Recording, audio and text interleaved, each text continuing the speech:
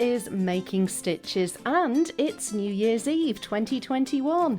This time I'm taking you out on the road with me and some of my guests on a road trip down memory lane.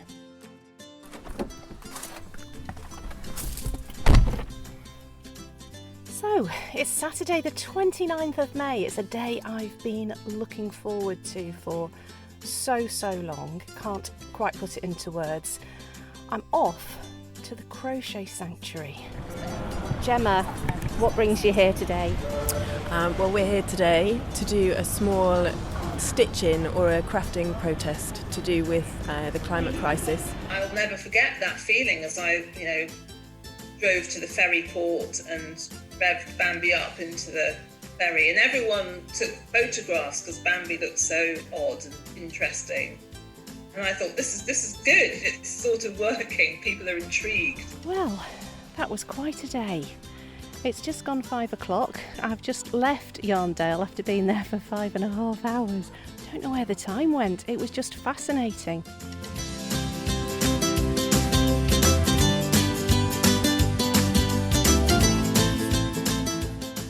Hello and welcome to Making Stitches. I do hope you had a great Christmas. I'm Lindsay and I'm really happy to be bringing you the second part of my review of 2021 as far as Making Stitches is concerned. As I said last time, it's been a great year for the podcast, which has seen it at the top spot of the Apple podcast charts for crafting in several countries around the world. It's even been listened to in 6 continents of the world, so that's not too bad going for a one-woman operation with a microphone and a steam-powered laptop, is it? Well, thank you to everyone who has listened to the podcast this year, to all of my guests, and everyone who's supported Making Stitches by spreading the word, liking and reviewing the podcast, and even buying merchandise from the Making Stitches shop. In this episode, I'm celebrating freedom, something we haven't had an awful lot of recently. When I first launched this podcast, I imagined I'd be scooting all over the place to do in-person interviews rather than remote online ones. And this spring, it finally happened. Way back in April 2020, the first guests on Making Stitches were Lisa Hesketh and Linda Rose Simonini from the Crochet Sanctuary, who offer crochet retreat days and weekends in Cheshire. In May, I was actually able to go and meet them for the first time in person when I joined them for a day of crochet, cherry blossom and friendship. Here's a little snippet of what I got up to that day. Right, so this afternoon's project, we're carrying on with the theme of cherry blossom. Yes, please. If you want to carry on working on your tea cosy, carry on, absolutely fine. This afternoon's project is little cherry blossom egg cozies. Oh. So it's kind of like a bit of a breakfast set, if you like. So you've got your egg cozy to match your tea cozy, and we've also done some napkin rings as well. So there's a little bit. Hey Diane, you're a regular. Yes. At the sanctuary. Yes. How long have you been coming? Since the first one. Wow. I've not been to everyone. I used to come for about 4 or 5 days a year, but I've now meandered into weekends, and I prefer the weekends. You stay for a weekend, and then I said... Yeah, I'm Sam, I've stayed for a weekend with Diane. Yeah, and then I came with you. You stayed on your own, didn't you? And then I came after, and it was, right, that's it, it's weekends for me now. It's a proper retreat. Love it. What do you like so much about it? It's just so relaxing, so friendly. Everything's easy going. You can get help if you need it. You can sit back and do nothing if you don't want to. It doesn't matter, does it? Everything goes. And I believe today was a bit of a milestone for you. It was for me. Yeah.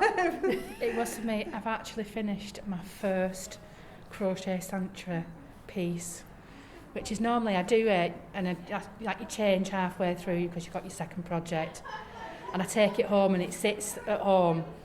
So I go home and my husband says, have you actually managed to finish something today? So I can actually take it home and say, look, I've done it. So yeah, makes a change. I didn't actually know I was coming today. until about 4 weeks ago, and it was my birthday. Oh, how And a little excited Sam came running to our house and said, "I've brought you a birthday present and I can't believe I would just open it now." And I was like, okay, and I opened it up, and it was obviously she bought me today as my birthday present, so I'm super chuffed to be here. Yeah. Oh, wonderful. We came last night, didn't we, and stayed over. We did. Went in the spa and... We did. Massages and facials and jacuzzis and... wine. Yeah. Wine, yeah, cracking, too much of that. I thought I'd never seen me crochet today. That's Sam and Diane there, 2 Crochet Sanctuary regulars who spoke to me back in May. And that wasn't the only time I got the chance to crochet in a crowd this year. That came about after hearing from the truly inspiring Sarah Corbett from the Craftivist collective when she told me about her plans for the summer. For anyone who doesn't know what COP26 is, it's the UN climate conference. So it happens every year in a different country, and all world leaders come together to tackle climate change. So you might remember Copenhagen's COP21 was an absolute disaster. I was there on the streets and it was really upsetting that just nothing happened. But then we had the Paris COP a couple of years ago with Christina Figueres as the chair, who's an incredible woman who wore one of our stitched green hearts, which was amazing. And now you have this Paris Agreement that's really important. And COP was supposed to be last year, but obviously with COVID it didn't happen. So it's going to be in November this year in Glasgow for 10 days. And it's a little bit like our Make Poverty History moment, if people remember, in the UK, in Glen Eagles, which also is in Scotland. You had people on the streets, and because England, even though we're so small, the world does look at us, and English language is still a language that lots of people know. So it really feels like such an important moment for us, because not only global warming is creeping closer to a lot of us, are already affecting the most vulnerable people in the world. And I was thinking the last few months, I do a lot with different charities, and I kept asking them, what are you doing for COP? What are you doing for COP? And a lot's planned from September onwards. But as crafters, we need more time to do things and not just do things quickly. And I thought, where's, again, like all listeners, it's really important to think, where do I have influence? Where do I have power? And, really focus on that, not just what do I have a passion for. And I'm really, proud that the Craftivist Collective, it has a good reputation of being effective and gentle. People know me, hopefully more crafters will after this, to trust that I'll do something, strategic and thoughtful and not just big and brash. So I kept thinking, what we've got to do, the craft community has got to do something. Like, we're growing in the UK and in the world, we're thoughtful, we're growing. A lot of people of all different political persuasions are part of the craft community, which is really important because climate change is not a political party issue and shouldn't be. And we need everyone involved. And a lot of crafters that engage with the Craftivist community are a bit nervous of more extrovert forms of activism, or might be housebound or anxious people. If they're not lefty politically, they might not feel included by different activist groups already out there. So I've come up with a project that I'm going to launch the 1st of June, and it will lead up to COP, but you can also use it after COP as well. But I would love over the summer, my goal really, and what I'm working towards at the moment, is to try and galvanise the craft community this summer, so June to September, to make these beautiful little canary birds, so real life size if you can, in whatever craft you're good at, which is different to our projects that are normally one type of craft. So you can do crochet, knitting, felt, hand embroidery, even cross stitch. All listeners, imagine what you can make as a beautiful canary bird on your own, and using the process. I'll have crafter thought questions for you to think through about what you can do on climate change and how you can encourage others and world leaders. And then we're going to ask you to take a picture of your canary somewhere in public, with a lovely little banner, and I'll have different patterns for people as well, but you can use your own pattern, saying about how we're joining the Race to Zero, the hashtag Race to Zero, which is the UN global campaign, which is brilliant and got lots of different actions you can take that aren't craft related. So it will be about joining the Race to Zero emissions and joining the Craftivists and joining the craft community to say, we really care about this. Canaries, it's not about dead canaries, people. You know, canaries, if you don't know, they search for clean air. So they're really beautiful, you know, they're yellow, which is very hopeful, they're delicate, they sing beautifully. We're focused on yellow canaries, not other canaries. And we want them to hold the little banners in their beaks or in their legs or on little placards saying, we are part of the Race to Zero. How can you be part of it too? After speaking to Sarah, I was inspired to get involved in her Canary Craftivist campaign and was part of the Manchester flock of Canary Craftivists who gathered together in the centre of the city in July to raise awareness about the climate crisis by gently protesting and making canaries. 6-year-old Evie was the flock's youngest member. And crafting out of natural things like leaves and making stuff to convince people to save the world.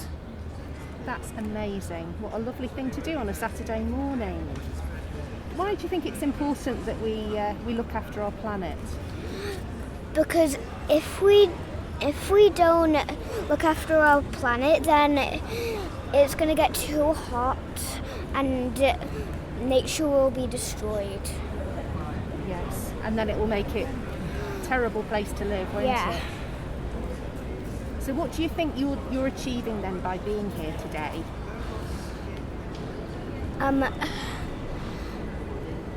I think I'm just doing a great job, and doing what I can do makes me feel happy. And using nature is good, but I don't want to destroy too much of it.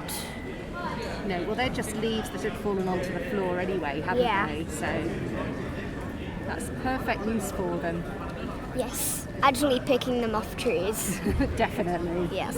So do you have a message for anybody who's listening? Well,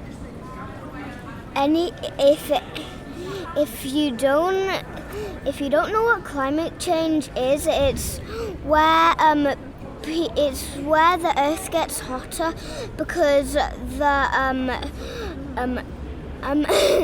where the sunlight hits the earth and it bounces back off into space, and that makes it hotter on earth, which makes it dangerous for animals that can't live too hot, and it can destroy nature too. My word, it sounds like you've done a lot of work on this. Is it something you talk about at school? No, not really. So it's come from home then? Yeah. Well, it's very important that we tell everybody about it, isn't it, really? Yes. Evie, thank you so much. You're welcome. Gemma, what brings you here today? Well, we're here today to do a small stitch-in or a crafting protest to do with the climate crisis, to try to encourage people to think about taking action and speaking to their MPs to see whether climate crisis could be higher on those MPs' agendas.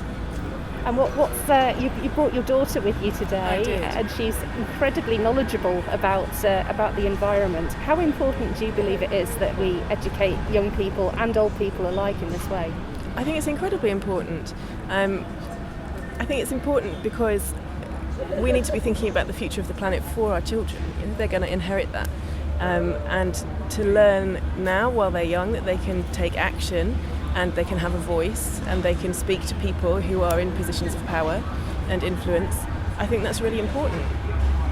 Now, this is classed as gentle protest, and it's a really quiet, really sedate, and I'm not somebody who goes along to major protests as a habit. What would you say to people who are maybe thinking, I don't know if it's for me? It isn't.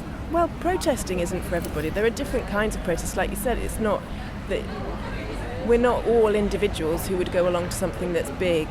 And even today, I guess, is at the limits of what's my usual comfort zone. To be out in town dressed in yellow, to be have people stop and ask what we're doing.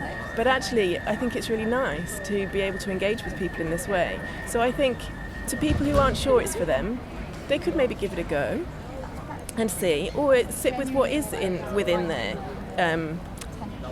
their limits or their sphere of confidence, and maybe do something at home. You can still have a voice from home and craft something and send it to somebody.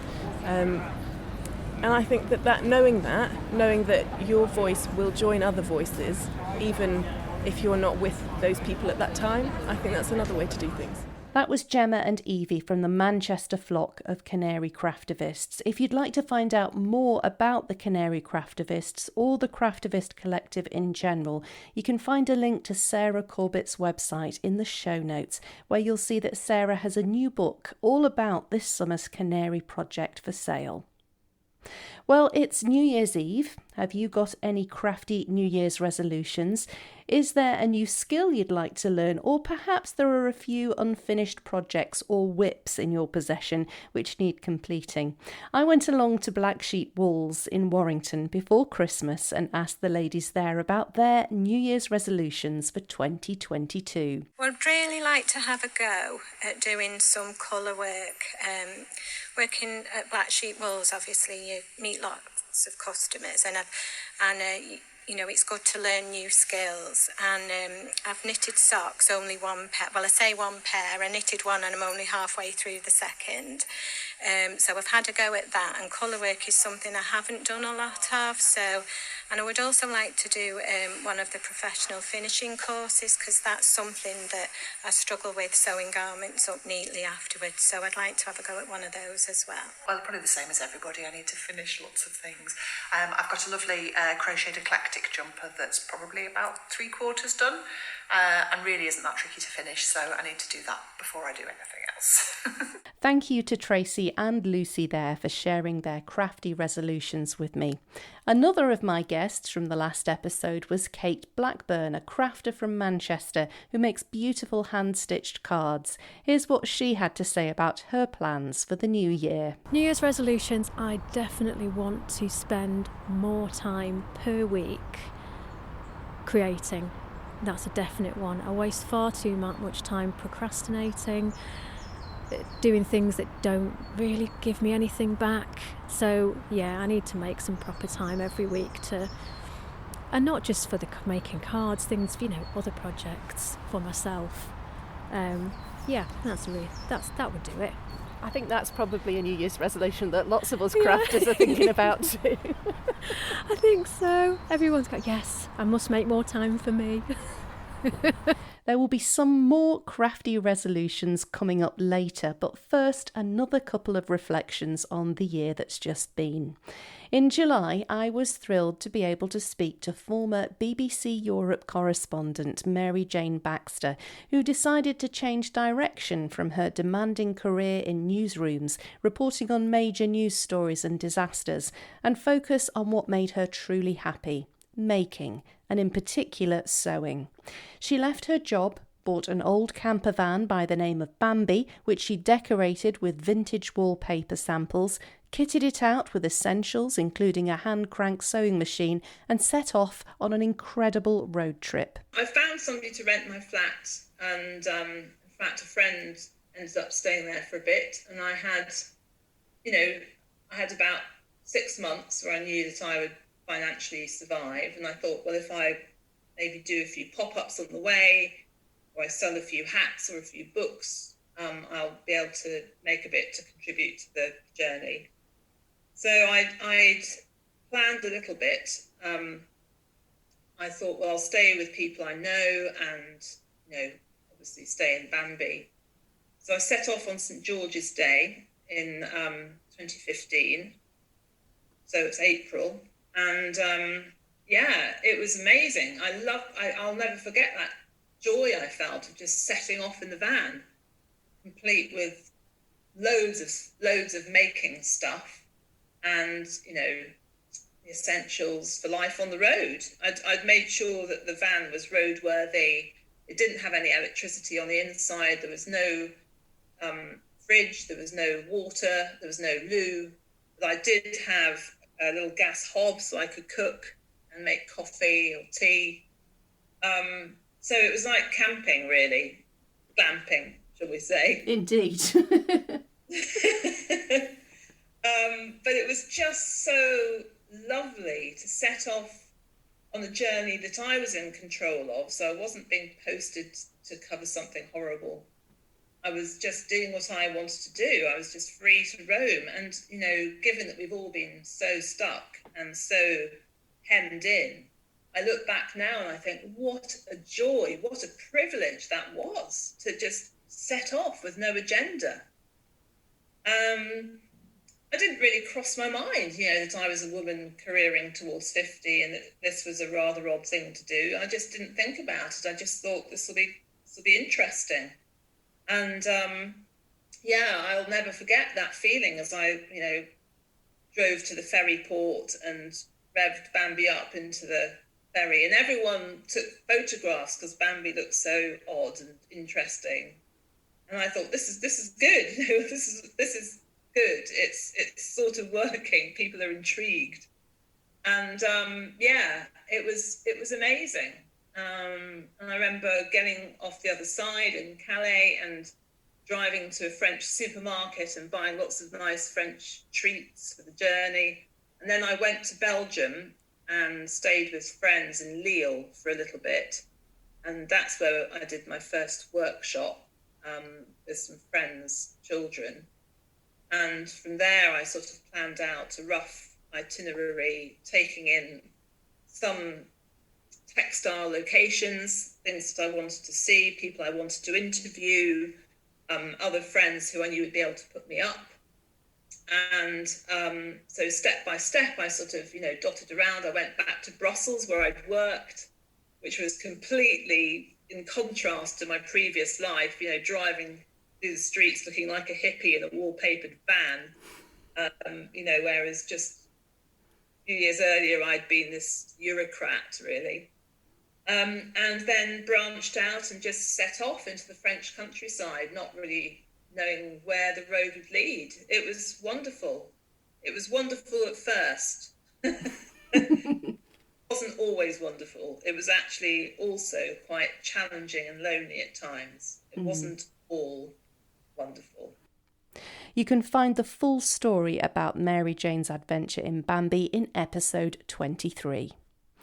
In September, I headed off on my own road trip, not as far as Mary Jane's, just across the Pennines from Manchester to Skipton in North Yorkshire for the Yarndale Festival. My first visit to Yarndale in 2016 had been a real joy, a complete sensory overload of crafts, colours, inspiration and lots of yarn. I'd hoped to attend last year, but sadly, as with so many things in 2020, it was a casualty of COVID, although a brilliant virtual event did take place. This year, though, Yarndale was back, and it was such a treat to go along and see a familiar face, as well as meet lots of new people too. The first person I bumped into when I arrived was Yvonne, who I'd met on my previous visit. She told me about the project she'd been involved in the run-up to this year's festival. We got a lovely knitted blanket, all made into little squares. The lovely ladies sewn them all together, so it was donated to my shop in Sense Charity, and we thought, right, okay, we'll see what we can do to upcycle it, so I attached a few bits. But I really want to know who she is. I want to know who is the lovely lady that donated it, because it really has it's got a second lease of life. And it's beautiful, absolutely beautiful. Thank you, but I can't take full credit. I need this other lady to be able to come and stand in and take credit for it, because it is actually just, it's lovely and bright and happy, which is how we want it. Absolutely. Yes. So it's in the hub, just underneath all the beautiful Yarndale bunting. Oh, I know, the ever-famous bunting. I think we need to see if we can make more and more and more to the point where you can't see the ceiling. That would be amazing, wouldn't it? That'd be quite a job to put it up. I imagine it's quite a big enough job already. Yeah, we'll need at least another 2 or 3 years, I think, maybe just to get to that point. But that would be lovely, though, wouldn't it? Absolutely. Oh, well, Yvonne, it's been an absolute treat. I can't believe I feel like nipping myself. In fact, I'll nip myself. I can't believe it. Oh my gosh, it's so lovely to see you. And I want to hug you, but we're not allowed. No, We've got to be good. We've got to be good. We've got to be good. Maybe in a couple of years we'll have a bigger hug. That sounds like a plan. Lovely Definitely. to meet you, lovely to meet you. And you've got your own podcast? Air high five. I've just been stopped in my tracks by the size of your crochet hook. That's really kind of you. These have been going on for quite some time. It was my dad and I that started this. I basically have loads and loads of yarn everywhere, and I wanted to knit it all up, but there was oddballs, like I might have 4 or 5 of one colour, but then one of another and things like that. So I thought if I combine them together to make a big strand, I need a big pair of knitting needles to get a big throw made, a big blanket. And he always tinkered with things and made things. So he had an old broom handle handy, and I said to him, will you make me a pair of needles? And he laughed and everything, but he made them. And off I went, and I made this first blanket. But I've always worked with yarn. I've always worked demonstrating as well, teaching people to knit and things. So this particular day, I was at Yarndale, and it was the first Yarndale ever. And I said to him, make us some more needles. And he laughed and thought it was funny. So I brought them along to Yarndale. Cut a long story short, they sold out within literally 10 minutes. So I'm like on the phone, Dad, make some more, get some more made. So he started making some more. I got them on Amazon. It sounds dead easy, but it took me a long time to get there, but I got them on Amazon. They started selling. He never thought they'd sell, and we just started a little business from it. Then we got asked for crochet hooks, so he started to make the crochet hook. It took him a year to get it just right, because he was very much a perfectionist, so he had to get it just right. Then they launched. Got those on Amazon. They started selling like mad. Then people wanted shorter needles, so we took some shorter ones, which I call accessory needles. So like for hats, scarves, things like you don't need as many stitches on. Cable needle, then obviously to do the cables. And then I got some demonstrating work actually with a friend in America. Saw the Tunisian. They're mad on Tunisian in America. So I said, right, we need a Tunisian, and they did laugh big time at that. After that, he said, you'll never sell them. We'll give you £1 for every one you sell. And I'm like, that's no. And he went like, no. Anyway, they did. They started selling.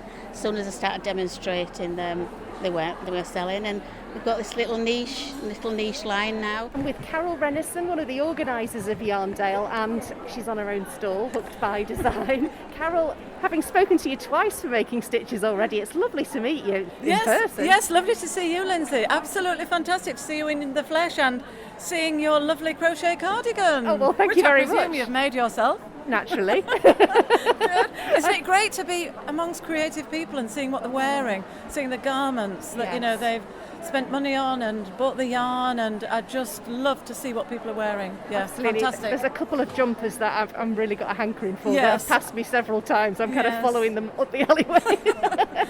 Well, it's wonderful to be here, Carol. I was so hoping I'd be able to come along last year, and of course COVID got in the way. Yes. How nice to be here Yes. with other people and enjoying such creativity again. Yes, it's absolutely amazing. It's spine-tingling, really, to think about it. Gosh, it's almost tearful, actually, to think kind of what we've been through and the uncertainty of it all. And even mid this year, it's can we, can't we, shall we, shan't we, how's things going to be, and just the unknown. So to actually be here on the Saturday amongst all the exhibitors and the visitors, thank you for coming. It's truly amazing. It really is. Thank you to everybody. My thanks to Yvonne, Dewey and Carol there for speaking to me along with all my other guests in the Yarndale episode. 2021 was the year for me to learn a new skill, sock knitting. I learnt to knit before I could crochet, but it never really clicked for me in the way crochet did. However, after speaking to the lovely Christine Perry, who's also known as Winnick Mum, for episode 31, I was inspired to have a go myself. I'm now the proud owner of a pair of hand-knitted socks, and I plan to make some more soon. I asked Christine, who's already responsible for teaching people to knit over 15,000 pairs of socks around the world, what her New Year's resolution was. I don't really make New Year's resolutions for myself, so other than to do more of the same, blog posts, patterns, tutorials and knitting a fair few pair of socks, not much is going to change on that front.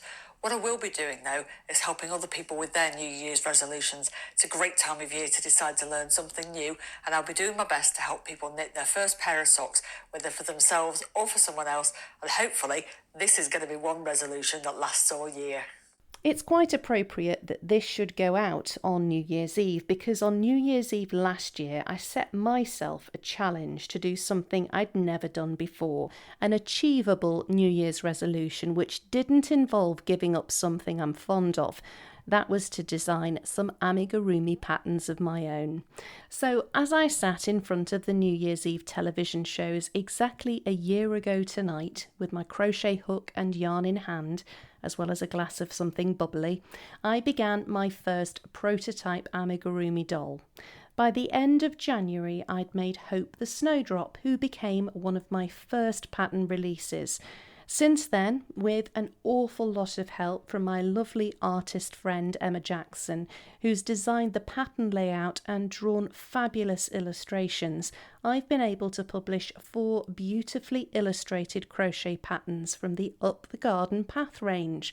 So far, there are Hope, Flora the Gardener, Holly and Ivy for sale in the Making Stitches shop, and in the coming months there will be more added to the collection. So that was my New Year's resolution for 2021 achieved. I needed to have something positive to look forward to after the washout that was 2020, and it kept me going during the months of lockdown and homeschooling which lay ahead of me at the start of this year. It was a double first for me, my first patterns designed and my first time truly sticking to a New Year's resolution. Perhaps I should quit while I'm ahead and not set any more for this year. Someone else who's helped me a great deal this year and who I met in person for the first time at the Crochet Sanctuary is Amanda from Mrs. G Makes.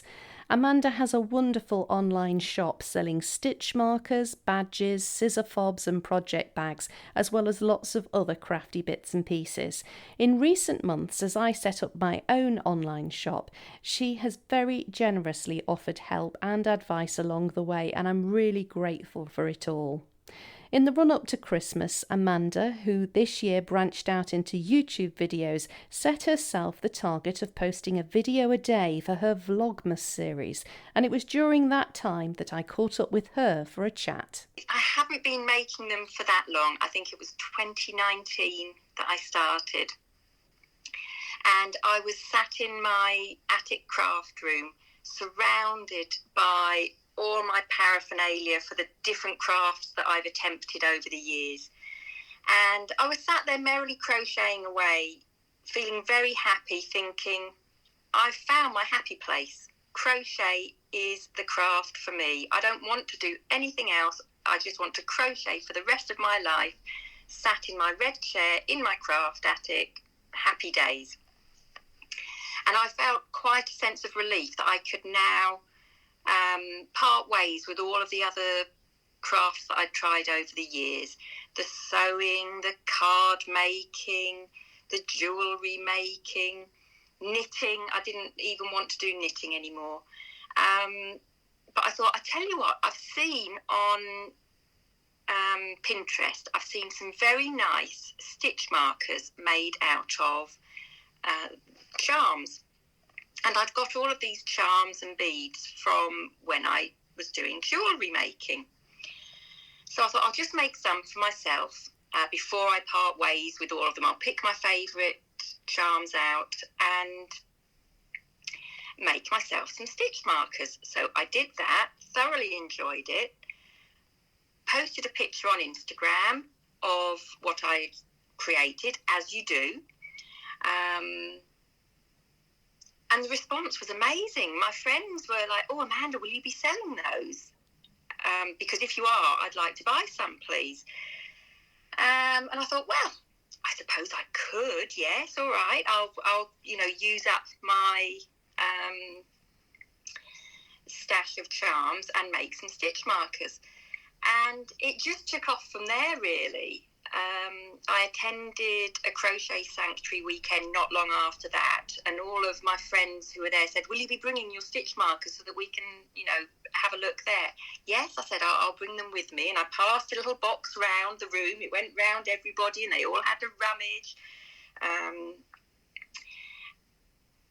And everybody was just keen for me to make more. So I thought, oh, okay, well, maybe this is something that I could do, a little part-time business from home in my attic, you know, fitting around my family commitments. Sounds perfect. And that's where it took off from, really. I've come to realise there is no such thing as a part-time business in a small attic space.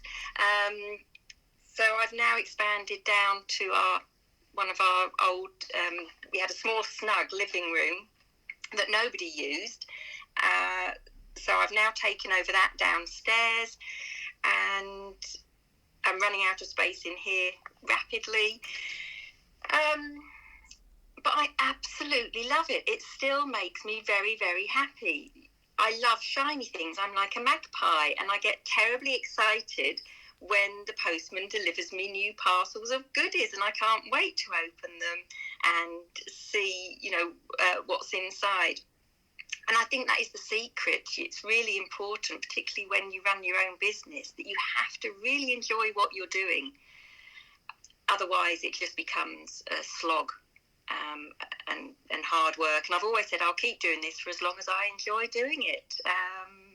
And I enjoy it very much. Oh, that's lovely to hear that you've you've tapped into your passion, really. That's right. And I feel like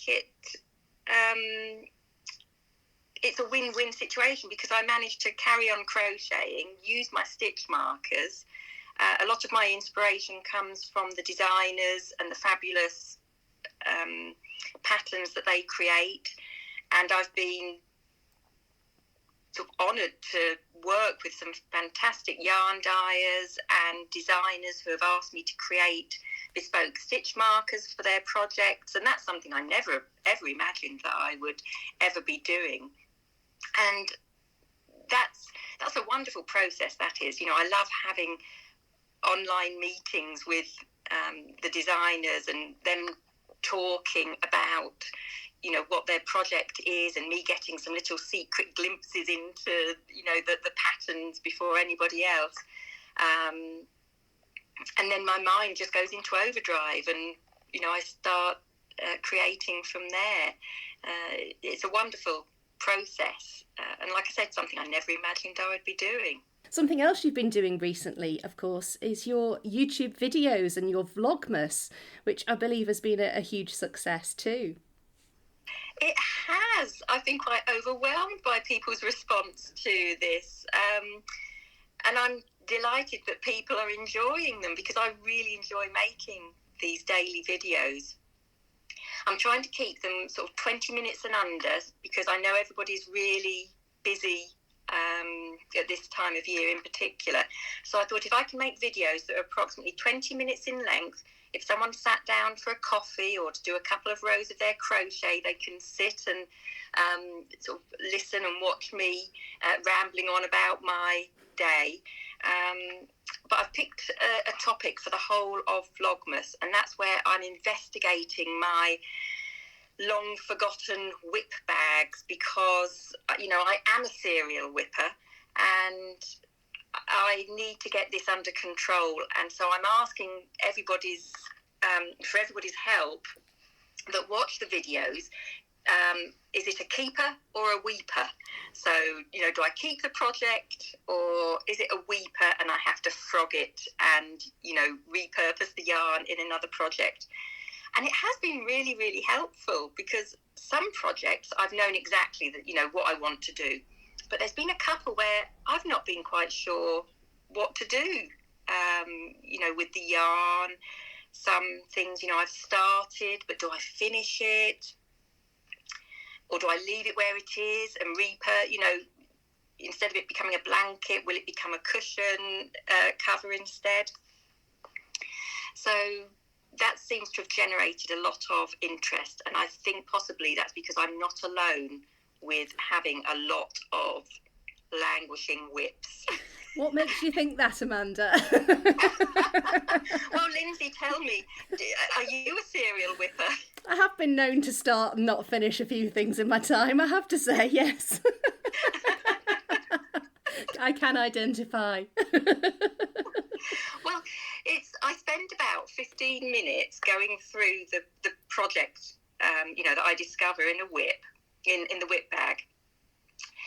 And actually, I found that it's a very quick way of sorting out, what was a mess in my attic is suddenly becoming a lot clearer because I am processing these things, and perhaps I should take that on into other aspects of my housework, spend 15 minutes, tidying up one particular thing. And if I did that each day, I think I could get on top of things a lot easier. So, yeah, it's a win-win for me, really, because, like I say, I'm sorting something out that hasn't been touched for a very long time, and discovering all my 4mm hooks. Yes. All my hooks are languishing in the project bags. It'll be interesting to know when you finally get to Christmas how many 4mm hooks you've been reunited with. You'll have to do a tally. Well, I think I found 3 so far in the first week. That's not bad going. It's not. It's 3.5 and 4mm that I always lose as well. Because I think most projects seem to be on those hooks anyway, don't they? So you just leave your hook in the bag with the project, and then the next good thing comes along and you forget all about it. Now, looking ahead to Christmas, Amanda, what are your Christmas crafty wishes? Do you have any?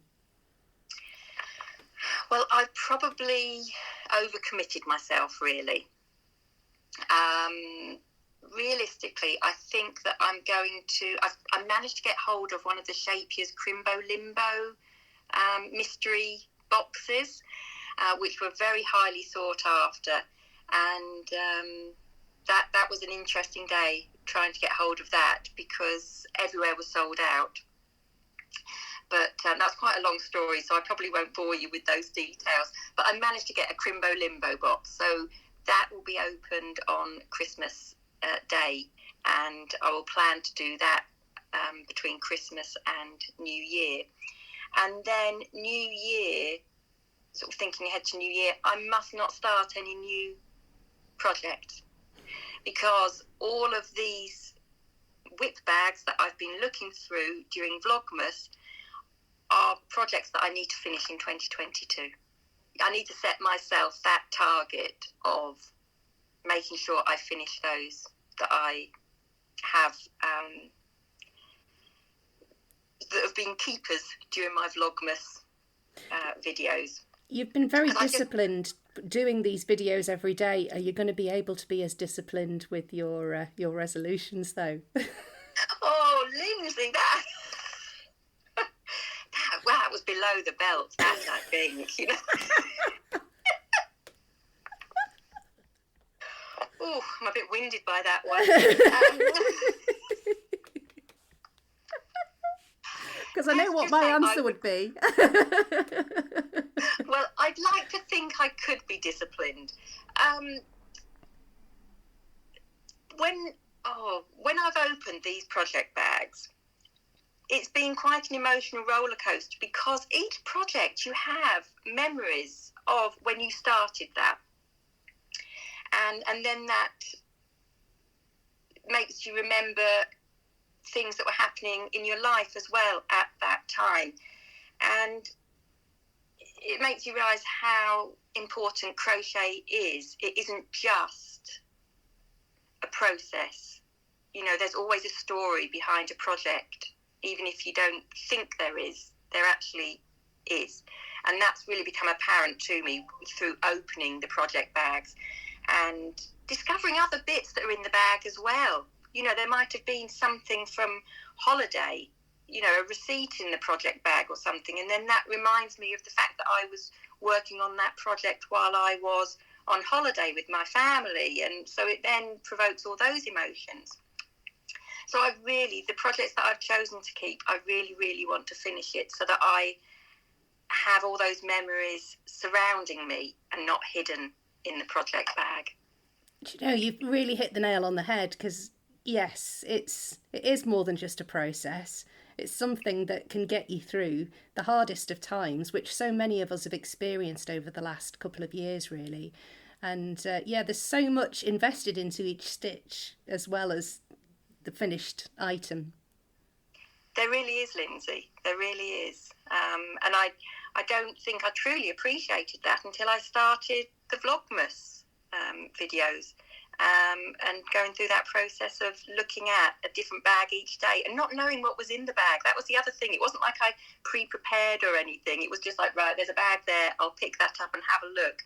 So, yeah, I'm glad I did it that way as well, because it means then the emotions are genuine, that people are seeing. And my thanks again to Amanda for all her help this year and for speaking to me for this special episode of Making Stitches. Well, that's it for this year. It's been a rather busy one, hasn't it? If you'd like to listen back to any of the previous episodes, they're all still available online for you. I couldn't include every one in my review of the year, but there are some real treasures amongst the Making Stitches back catalogue. Thank you to all of my guests on the podcast so far. I've loved hearing your stories and being able to share them too. If you'd be interested in taking part in a future episode and sharing your own stitch story, please do get in touch with me. I'll put the email in the show notes. Thank you to you two for listening. I've loved having your company. If you haven't yet left a review on your favourite podcast app, I'd love it if you could. That'd help other people find Making Stitches in future. And if you'd like to see my Up the Garden Path crochet designs or the podcast merchandise, you can find that in the Making Stitches shop, and you can find a link to there in the show notes for this episode too. All that remains is for me to say thank you again for listening and for your support this year. I hope you and your loved ones have a really happy and healthy new year. I'll be back again in 2 weeks' time with another truly inspiring maker story for you. Until then, do keep safe and enjoy your crafting.